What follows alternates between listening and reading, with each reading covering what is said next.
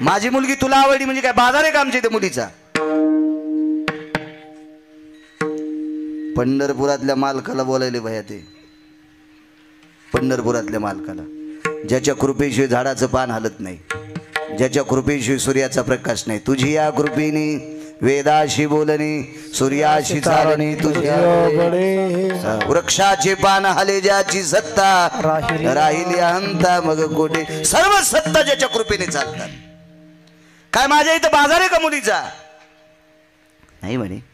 पण तुम्हाला लग्न तर करावंच लागेल ना. अरे करावं लागेल म्हणजे योग्य असा जावाई बघून मी देईल त्याला मुलगी. नाही तुम्हाला नेमका जावाई कसा पाहिजे? ताकदवान पाहिजे. कशी ताकद? पठ्ठ्यासोबत कुस्ती खेळली पाहिजे. मुलीचा बाप तापकीरजी म्हणला, माझ्यासोबत जो कुस्ती खेळेल आणि माझ्यापेक्षा जास्त शक्तिशाली असेल त्याला मुलगी देऊन टाकेल. रूपाची ताकद सांगतोय. रूप पाहता लोचनी. झाली कुस्ती सुरू. 27 दिवस 27 रात्रा. दोघायला पाणी नाही, अन्न नाही, झोप नाही, जेवण नाही, काय नाही. 28व्या दिवशी मुलीच्या वडिलाच्या लक्षात आलं 27 दिवसापासून कुस्ती खेळते, घाम येत नाही, पाणी पित नाही, जेवण करीत नाही, झोप नाही, तरी जांभाळी देत नाही. त्या अर्थी माणूस नाही. ओळखायला आलं पाहिजे ना. दृष्टी काय गोड असेल पोरीच्या बापाची. हो आता हुशार झालीत पोरीचे बाप. पूर्वीच्या काळात थोडासा पोरीच्या बापाला एवढा हुशारपणा नव्हता. नावावरच पोरी देत होते. आता नाही. आता मुलांचे बाप म्हणतात आमच्या बाब्याकडे बघा. काळ बदललाय. आता बदला. काळ कोणाच्या बापाची जहागिरी नसते. बरोबर 27-28 वर्षाला काळ बदलत असतो काळ. 28व्या दिवशी मुलीच्या वडिलांनी नमस्कार केला. शेवटचं पाया पडतोय म्हणे. एकदा मुलीचं लग्न झाल्यावर मी सासरा आहे, तुम्ही जावाई. जावायनंच सासऱ्याच्या पाया पडावं. सासरा जावायच्या पडत नसतो. म्हणून अक्षदा टाकायच्या अगोदर एकदा तुमच्या पाया पडतो. आणि पोरगी देऊन टाकली. तदेव लग्नं सुदिनं तदेव ताराबलं चंद्रबलं तदेव विद्याबलं दैवबलं तदेव लाभस्तेषां जयस्तेषां. असत न कुलकर्णी ब्राह्मण साक्षीला आहे. चुकलेलं सांगत जा. निधियां निधिवते जज्ञिरे भयसिदानां यज्ञिरे भयस्थितज्जायते वृष्णिरवृष्णिरवृष्टिभवानां नपदां पत्यास्थितायां सुदक्कालादिजरमणोः देशां भारतेषु भयः बिन्दुतटः सर्वस्थितेषु पृथिरोर्भयज्जायते वृष्णिरोर्भयरकान्तिः तेजोकान्तिभयोजनः. लागलो लग्न. घरी आले. आईनं सांगितलं कृष्णा ही नवरी आहे. हिला नख 1-1 फूट येतं. 1-1 फूट तिला नख होते. नख 12 इंच नख. आणि इथे अंगावर केस होते. आसोलीने ती जामवंती आसोलीने. कृष्णा तुला महाराष्ट्रात भारतात बायका नव्हत्या का रे? मुली नव्हत्या का? ही केलीस तू. आई सांगितलं होतं ना पैशावाली आण. काय दिलं हिच्या बापानं? श्रीमंतक नावाचा मनी दिला. 21 क्विंटल 78 किलो 44 तोळे रोजचं सोनं देत होता. 21 क्विंटल 78 किलो 44 तोळे 8 भार सोनं द्यायचा. वैकुंठवासी माधव महाराज मगर याचं गणित सांगायचे. 26,666 तोळे 8 मासे याचा 1 भार गुणिले 8 बरोबर 21 क्विंटल 78 किलो 44 तोळे पावणे 22 क्विंटल सोनं देणारा मणी तिच्या बापाने आंदन दिलाय. किती पैशावाली बायको आणली. मग ही पण आसवलीने ना म्हणला हुंडा जास्त घेतले अशीच करावं लागती. दोन्ही कशा गोष्टी भेटते ना. हुंडा शिल्लक पाहिजे आहे का नाही. आणि बायको सुंदर पाहिजे. बसायची जागा हाणीन पोरीचा बाप. महिनाभर उभ्यानंच खावं लागन. गुडघ्यापासून तर कमरेपर्यंत लाल करायचा रुमण्यानं. पैसे मागवतो पोरगी चांगली मागवतो. सोमळ्या तुला नदीत झोपून वरून जेसीबी घालायला पाहिजे तुझ्या अंगावर. बापाची जी आगिरी आहे का दोन्ही गोष्टी तुला फुकट भेटायला. ज्या म्हणते दृष्टांत संपला सज्जन. 16,108 पत्नी एकत्रित आल्या. माझ्या विटेवरच्या मालकाची धर्मपत्नी डाव्या हाताला वामांगी रखुमाई दिशे दिव्य शोभा. माझ्या आईसाहेबांचे डोळे भरून आले.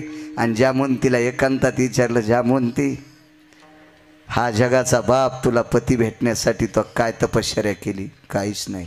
दान काय केलं? काहीच नाही. नामचिंतन काय केलं? काहीच नाही. शास्त्र कोणते वाचले? आसुलनीला शास्त्र वाचता येतं का? यात्रा कोणत्या केल्या? कोणत्याच नाही. पुराण कुठलं वाचलं? हे कशाला विचारायला ताईसाहेब? मला मोठ्या होत्या ना त्या, म्हणून ताईसाहेब म्हणल्या. हे मला विचारायला कशाला? मला एकच विचारायचं, तुझ्याकडून काढून घ्यायचंय की आम्हाला हा जगाचा बाप पती भेटण्यासाठी आम्ही वेगवेगळ्या साधना केल्यात, पण तू काय केलं? मी काहीच नाही केलं, फक्त त्याला शुद्ध अंतकरणाने एकदा पाहिलं आणि पुन्हा दुसरं काहीच नाही पाहिलं. म्हणून ते मी आसोलीन जरी असले तरी पण मला त्यानं स्वीकारलं. दृष्टांत संपला.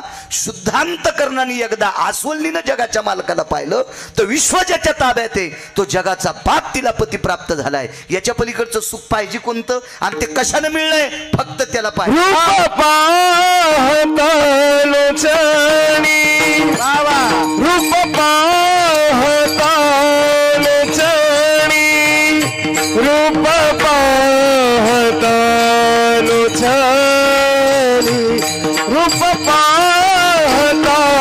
लोचनी, रूप पाहता लोचनी, रूप पाहता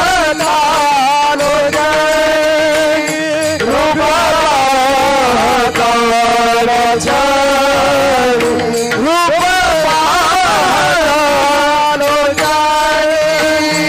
सुख झाली हो साजणी, सुख झाले हो साजणी, सुख झाले हो साजणी, सुख झाले हो साजणी.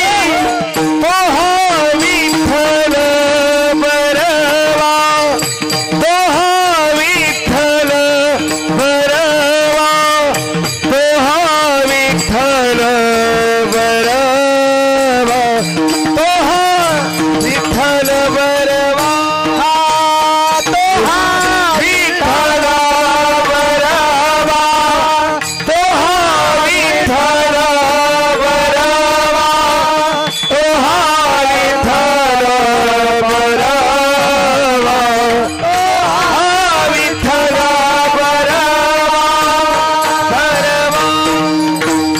बरवा. काय रूप असेल जाय भाई साहेब ते? अहो 50,000 पगार जर एखाद्या बाईच्या नवऱ्याला असली तर ती गल्लीत कोणाला बोलू देत नाही. माझ्या मालकाला 50,000 पगार, माझ्या मालकाला 50,000 पगार, आणि 49,000ची पेत आहे. ते वरच्या 1000ची काऊन पेता येत नाही माहितीये का? ते काढता येत नाहीत म्हणे, नाही का? ते खाते ठेवावं लागते. तर गल्लीत कोणाला बोलू देईन कस्तुरी म्हणजे त्याची बायको. कोणाला पैसे द्यायचे आणि कोणाला भिकारी करायचं, ज्याच्या हातात आहे असा जगाचा बाप तिला पती भेटलाय. नुसत्या पाहण्याची ताकद आहे, ही त्या रूपात ती ताकद आहे. म्हणून रूप पाहता लोचनी. काय रूप आहे त्या मालकाचं. एका वारकऱ्याला पोरग झालं तापकीरजी, सुंदर संसार, दिव्य मुलगा झाला, तेजस्वी गुणानं बरोबर आहे असा सुंदर मुलगा. मला वाटतं मी त्या दिवशी कटके बापूंकडे सांगितलं होतं उदाहरण. त्या मुलाचं नाव आहे कर्मबेळा.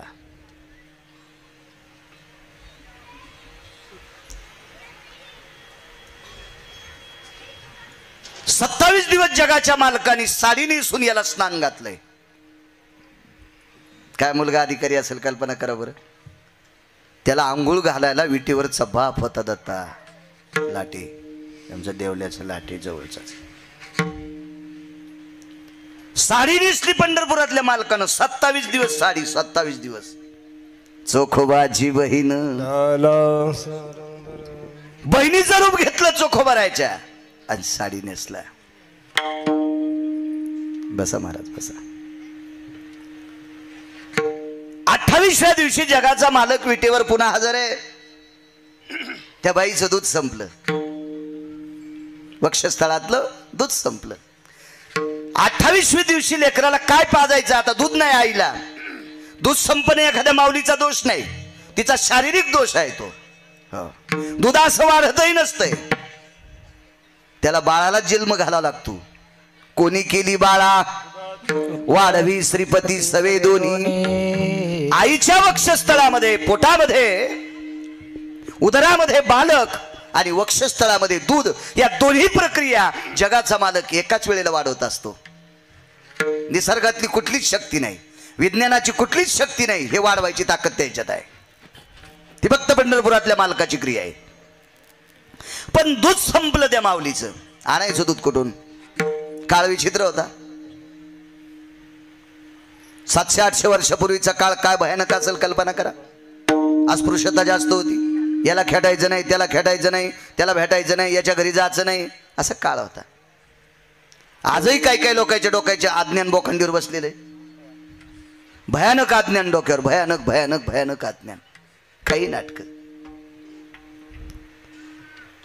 ज्ञानोबराय, तुकोबराय, नामदेवराय, चोखोबराय, नाथबाबा, सावता महाराज, सेना महाराज, रविदास महाराज, कबीर महाराज, मीराबाई, जनाबाई, मुक्ताबाई, सखुबाई या जन्माला आल्या म्हणून आपण तासात येत.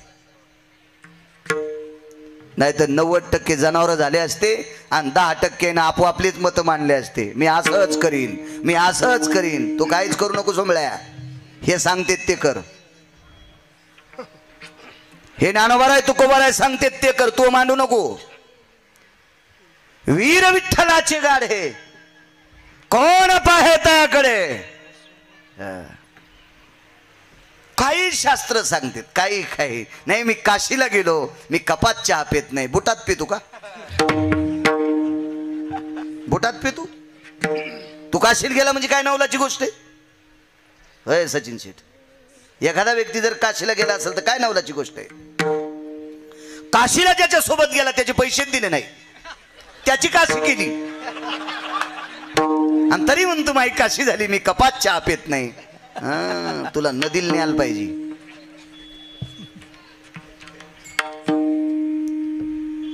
आम्ही एक लग्नाला गेलो. त्या लग्नाला गेल्याच्या नंतर आमच्या सोबत 2 जण होते. ते म्हणले महाराज आम्हाला पटकन जेवायचं. अरे म्हणलं पंक्तीत बसले नाही, कसं काय जेवायचे? तुम्हाला माहित नाही म्हणले, होम झाल्यावर आम्ही जेवत नाही. लग्नातलं हवन झाल्यावर सप्तपदी होम. त्याला काय होम कशाला म्हणतात? याची आकलीचा कांदा फुटलेला त्याचा.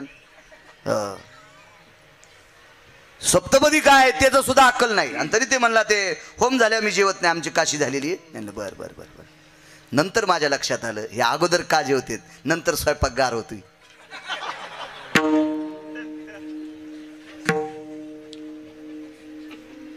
अरे लग्न वारकऱ्याचं आहे, मुलगा वारकऱ्याचा आहे, मुलाचे वडील वारकरी आहेत, मुलगी वारकरी आहे, मुलीचे वडील वारकरी आहेत. आणि तो काय शास्त्र मधात सांगायला सोमळ्या? ह्या गाव पण आहे ना काही नाटकं लोकांची, काही काही नाटकं, काही नाटकं. एखादा जर प्रतिष्ठित व्यक्ती वारकरी जर मृत्यू पावला असेल तर त्याच्या तेरवीचं कीर्तन असल्या नाही नाही आपण खातच नाहीत, घोरपडी सोडीनच. हा तुला डुकरं पुरं डुकरं. हा तेव्हा तू हे नियम सगळे रस्त्याने येत आणि एखाद्या वारकऱ्याच्या तेरवीचं जेवायला तू हे नियम धाब्यावर घालतोय. बसायची जागा हाणायला पाहिजे, हाणायला मला बोलवले जा. हे लोक आपल्याकडे विशुद्धपणा पसरवितात. श्रद्धा असावी, अंधश्रद्धा नसावी. वारकरी संप्रदाय प्रखर संप्रदाय, सरळ संप्रदाय, गुंतागुंतीचा संप्रदाय नाही. काळ विचित्र होता. ज्ञानोबराय, तुकोबराय, नामदेवराय, चोखोबराय, नाथबाबापासून माणसं सरळ वागायलीत. वारकरी संप्रदायात जात फक्त पोरापोरींची लग्न करण्यापुरता असावी. याथा याती धर्म निर्णय तो आयसा वैष्णव चांभार धन्य त्याची माता. तुका म्हणे नाही जाती सवे काम ज्याचे मुखी नाम तोची धन्य. काय करायचं जातीला?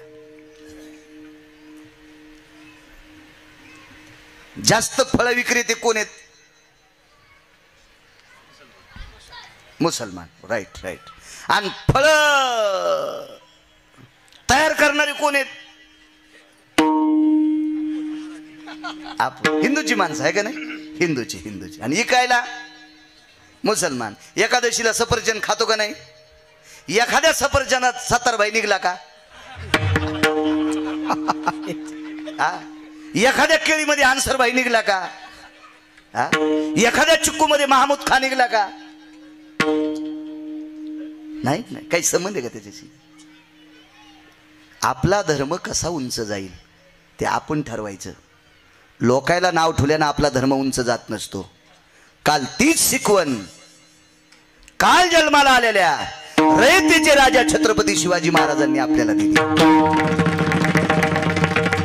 आणि या रयतेच्या राजाला शिकवणारा महान योगी विश्व हरिनामानं ढवळून काढलं असे देहू निवासी श्रीमंत श्री जगद्गुरु तुकोबराय यांच्या तालमीतले छत्रपती होते.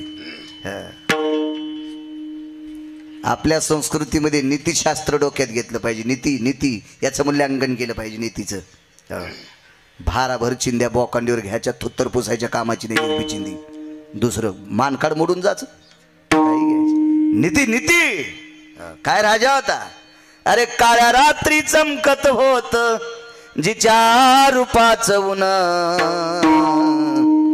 अशी देखणी होती एका मुस्लिमाची सुन.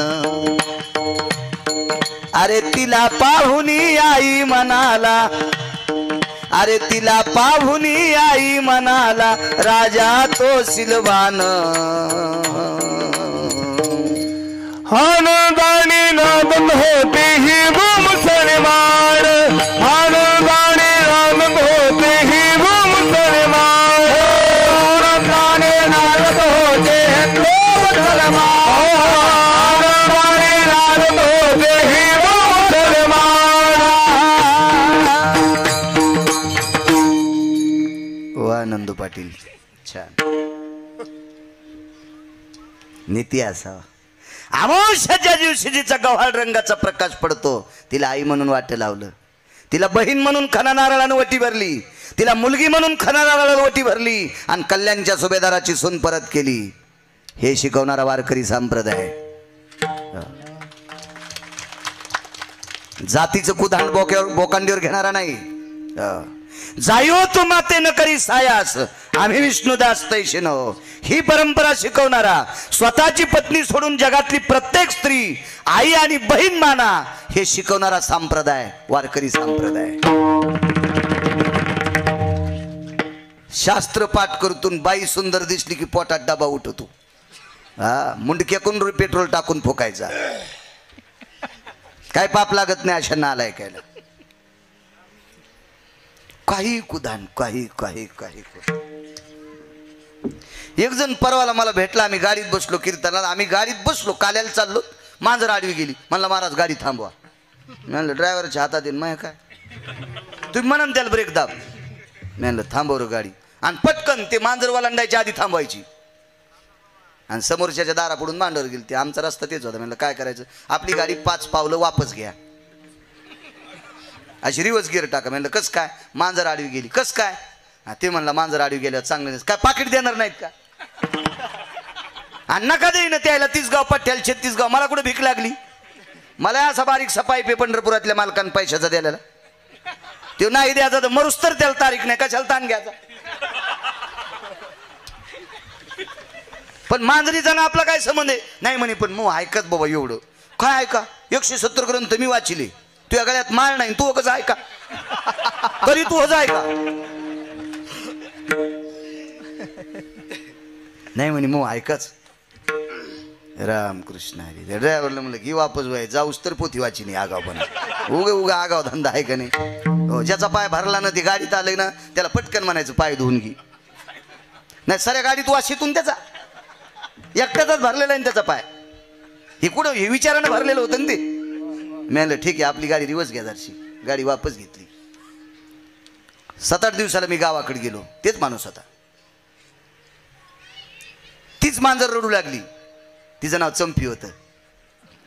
हावसान तिच्या मालकीने तिचं नाव चंपी ठेवलं.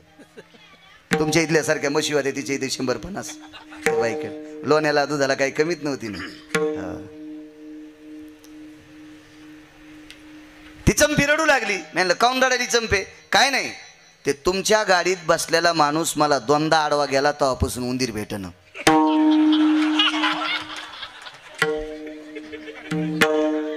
म्हणजे इतक्या काही दलिंदर जाती असतात हा.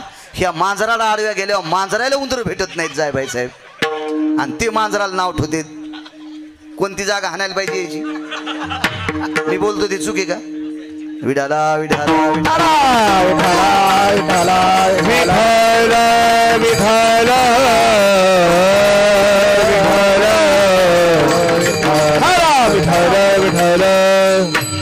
27व्या दिवशी दूध संपले. हे चाललं होतं काय पाजायचं तापकीर त्या लेकराला. आईने सांगितलं मालक दूध पाहिजे दूध. काय करू सोयरा? पत्नीचं नाव सोयरा होतं. लक्ष्मी कुठून आणू दूध? आवाज द्या ना. आसाराम सांग ना. तुला इंग्रजीत सांगता येते, जरा माझ्यापेक्षा शिल्लक शिकलेला आहे. जिल्ह्यापेक्षा तालुकाच मोठा. असं कधी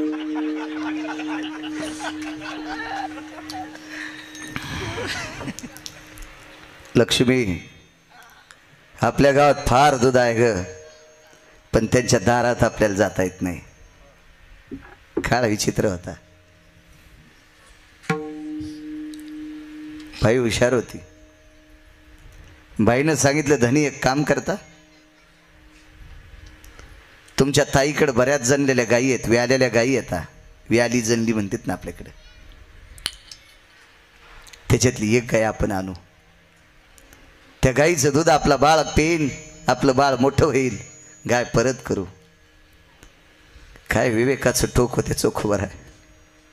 पत्नीला सांगितलं प्रिये लक्ष्मी बहिणीला देता आलं तर द्यावं. दिवाळी पंचमीला साडी चोळी देता आली तर द्यावी, नाही देता आली तर आपल्याला नाही घडी तर नाही द्यावी, पण तिच्या घरचं आणून खाऊ नये. बाई हुशार होत्या. बाईनं सांगितलं मालक तुमच्या ताईची गाय फुकट आणायची नाही आणि पैसे द्यायचे नाही. बापू या.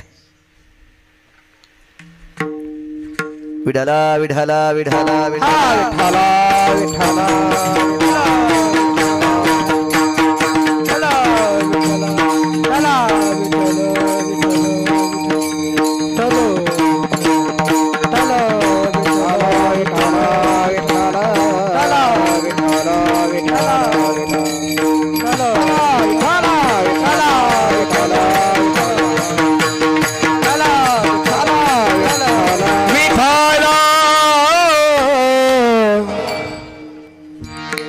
माझ्या माऊल्यांना एक कोडं सांगतो.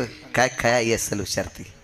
मालक तुमच्या ताईच्या घरची गाय फुकट आणायची नाही, पैसे द्यायचे नाही.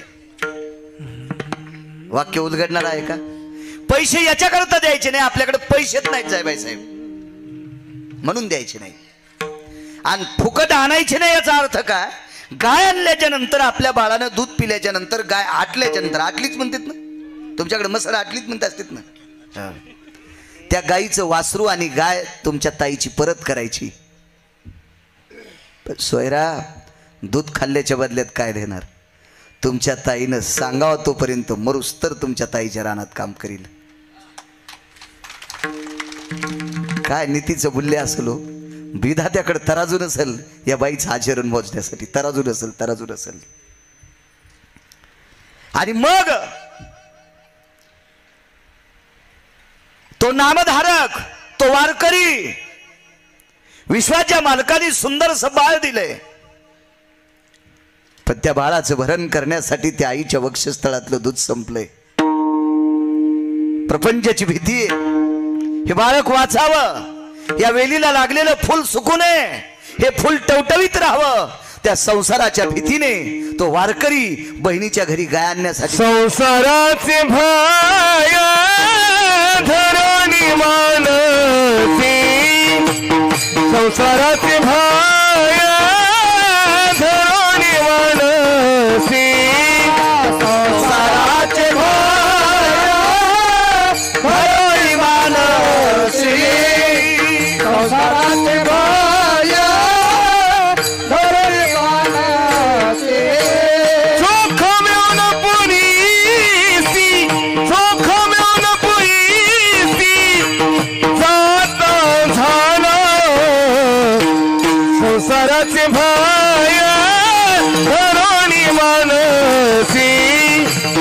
संसाराचे भय धरुनी मानसी संसाराचे भय धरुनी मानसी संसाराचे भय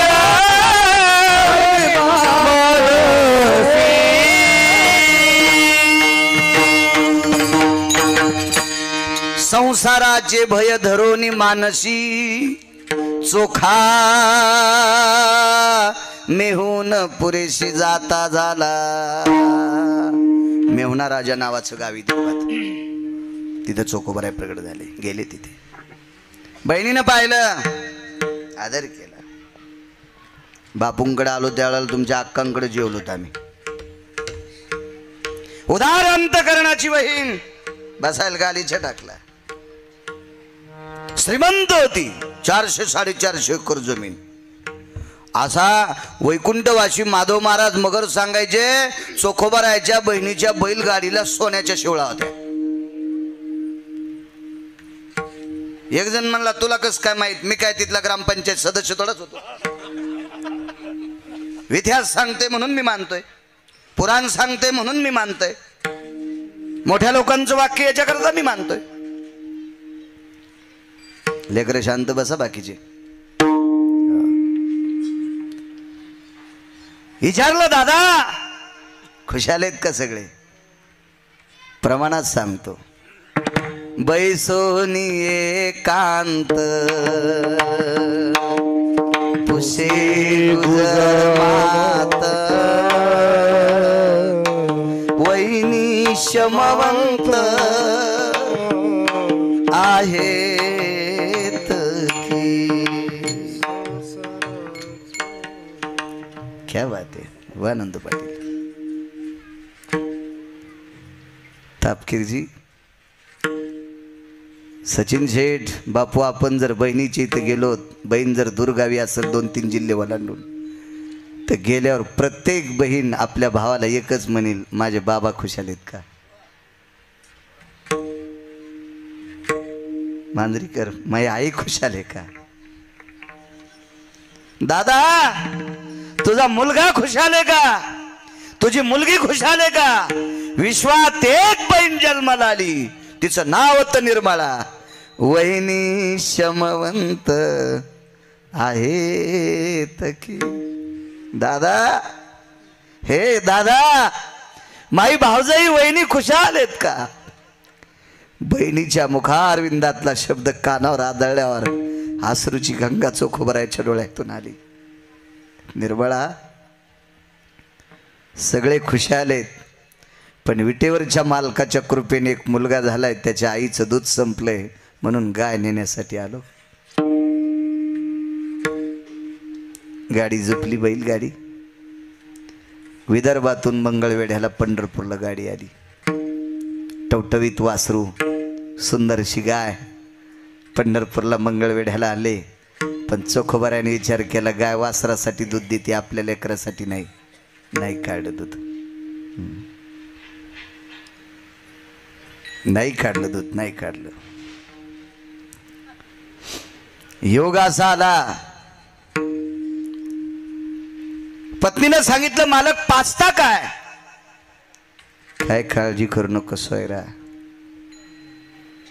मला विटेवरच्या मालकाला विचारायचं, मी तुला नारळ फोडलं नाही, तुला उदबत्ती लावली नाही, तुला काही साखर ठेवली नाही, प्रसाद ठेवले नाही, खडी साखर नाही, पेढे नाही, काही पंगत घातली नाही, तुझ्याकडे काही मागणी केली नाही, तरी आमच्या संसाराला फुल लावलंस. कोमेजून जाण्यासाठी, सुकवण्यासाठी, वाळण्यासाठी का केलंस असं? चोखोबराय असा सप्ताह असला की मंडप झाडायचे. चोखोबरायला मंडपात कोणी कीर्तनाला बसू देत नव्हतं, मंडपाच्या बाहेर बसू द्यायचे. काळ होता ना तो काळ होता, तो काळ. तर मंडपाच्या बाहेर बसून विटेवरच्या मालकाच्या रूपाची महती बापू चोखोबरायने ऐकली ती. आज लक्षात आलं, आता आपण विटेवरच्या मालकाच्या रूपात जर इतकी जातो भयात ताकद आहे, पण आपल्याला तो बघायला भेटला नाही. हे दुःख चोखोबरायला होतं मनातली मनात. एक थोडंसं खरं तर संत दुःखी होतच नसतात, कारण याचं कारण सांगतो. चोखोबरायला विश्वात असा एकमेव वारकरी आहे की ज्या वारकऱ्यानं भजन केल्या बुक्का लावायला पंढरपुरातला येत होता. पुन्हा नाही कोणाला लावला बाबू, फक्त चोखोबारायला लावला. चोखोबारायला बाईचं मत होतं, तुम्हाला विटेवरचा मालक बुक्का लावतो, मंदिरात काय येऊ देत नाहीत. जाऊ दे सोयरा, कशाला ताण घेते. पाहिला का तुम्ही, मी डोळे झाकून भजन करतो तेवढ्या अवकाशात बुक्का लावून निघून जात होता. त्यानं बुक्का लावला असं कसं कळते, परिसर सुगंधी होत होता. त्या बुक्क्यात ताकदच होती. ते आपले थोडेच बुक्के होते, झाडाचे कोळशी दळलेले. ठीक आहे म्हणले, काय हरकत नाही. विटेवरच्या मालकाच्या कळसाकडे दुरून बघितलं आणि सांगितलं, देवा का रे असं का, असं का. तेवढ्यात एक विद्वान व्यक्ती, जुनाट व्यक्ती, बुजुर्ग व्यक्ती, निष्ठावंत वारकरी काठी टेकीत टेकीत टेकीत पंढरपूरच्या मालकाच्या दर्शनाला चालली होती. विचारलं, दादा 50-60 फुटाच्या लांबून लोटांगण घातलं. जवळ जायची ताकद नव्हती त्या काळात. काळ विचित्र होता तो. हो. काय रे चोखा जी, विटेवरचे मालक कसे दिसतात. या श्रीमंत वारकऱ्याच्या सगळ्या पोरीच्या लग्नात चोखोबारायन सरपण फोडलं होतं. त्यावेळेला गॅस नव्हते ना बापू, सरपणावर स्वयंपाक असायचा. सचिन शेठ हे सगळं सरपण चोखोबारायन फोडलं होतं. म्हणून त्या माणसाच्या अंतकरणात लोणीकणकर जरशी श्रद्धा होती. श्रद्धा होती. काय रे चोखा, कशाला विचारतोस. सांगा धनी. धनी शब्द वापरला. धनी म्हणजे मालक, मायबाप. सांगा ना, मायबाप म्हणायचे. मुजरा घातला, जोहार मायबाप, जोहार. सांगाल अंतकरण द्रवलं त्या माणसाचं आणि हातातल्या काठीनं खाली असलेल्या मातीवर विटेवरच्या मालकाचं चित्र काढलं.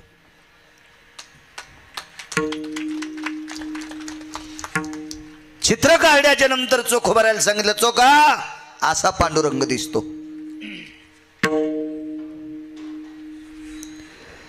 रस्त्याला पडलेली वाळलेली काडी घेतली बापू.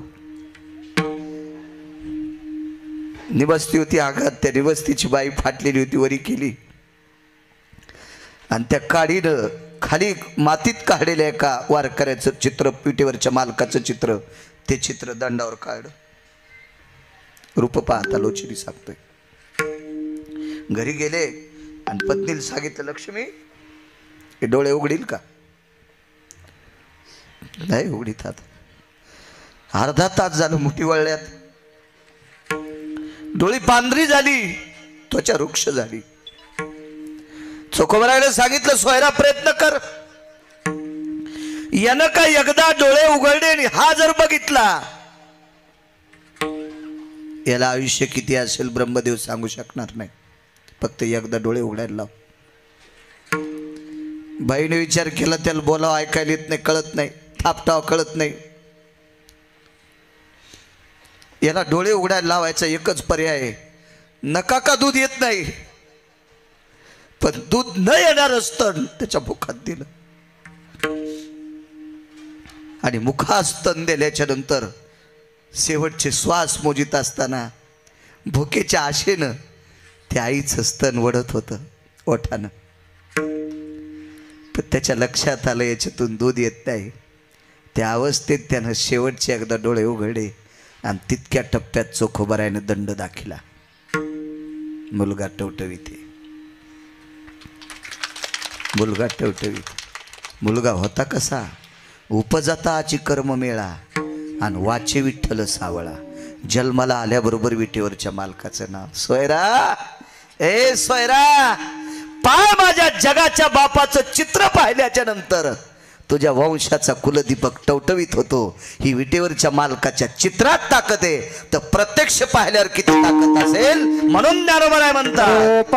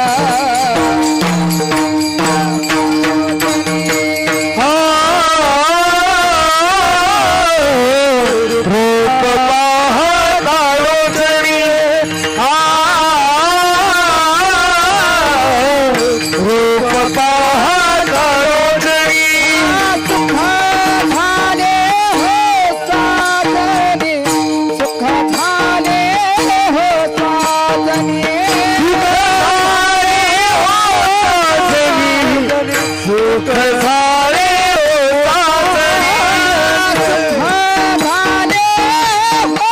साजरी, सुख झाले हो साजरी, सुख झाले हो साजरी, सुख झाले हो साजरी, तो हावे खला बरवा, तो हावे खला बरवा,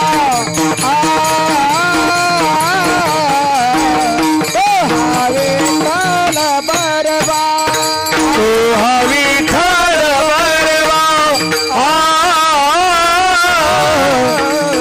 तो हवी खर बरवा, हाताला जरी सुख झाले हो साजरी, सुख झाले हो साजरी, सुख झाले हो साजरी, सुख झाले हो साजरी, सुख झाले हो साजरी, सुख झाले हो साजरी, सुख झाले हो साजरी, साजरी, साजरी, साजरी.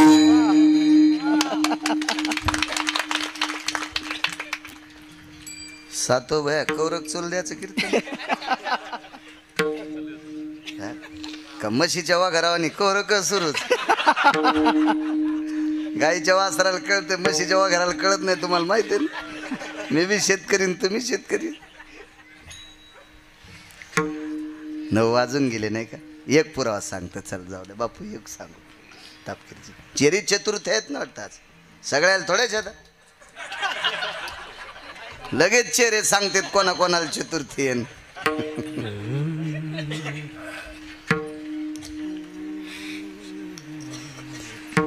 चतुर्थी ज्याची आहे त्याचं नाव गणपती आहे, आणि गणपती ज्यांचं आहे त्यांचं नाव शंकर आहे, आणि शंकर ज्यांना म्हणतात ते पंढरपुरातले वारकरी आहेत. काय मोठी व्याप्ती आहे. आणि पंढरपुरातल्या मालकाचं वर्णन केल्याच्या नंतर गणपती बाप्पाला आनंदच होणार. ते त्यांच्या बाबाला सांगणार, बाबा तुम्ही ज्याचं भजन करतात त्याचंच बाळ्यानं सांगितलं.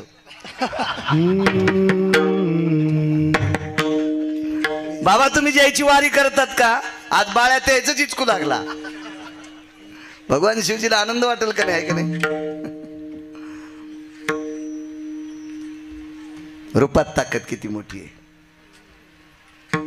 एकदा बादशाची पाठ दुखू लागली बापू. बादशाह म्हणजे मुसलमान,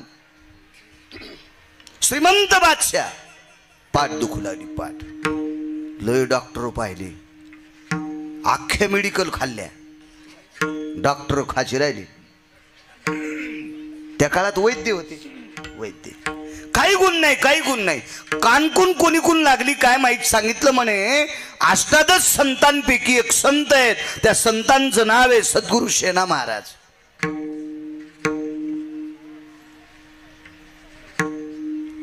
आणि त्यानं पाठ सोडली की तुमची पाठ राहते. बापरे, बोलवायचं द्यायला बोला.